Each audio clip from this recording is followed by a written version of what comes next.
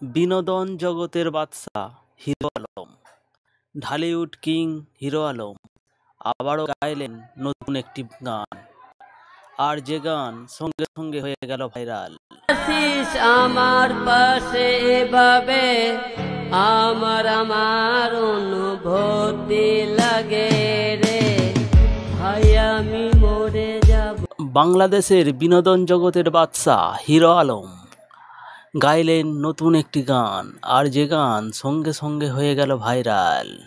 প্রতিক্ষণে শুধু যে তোরই নাম, তোকে নিয়ে গাই। কেমন লাগলো হিরো আলমের এই গানটি অবশ্যই কমেন্ট করে জানান।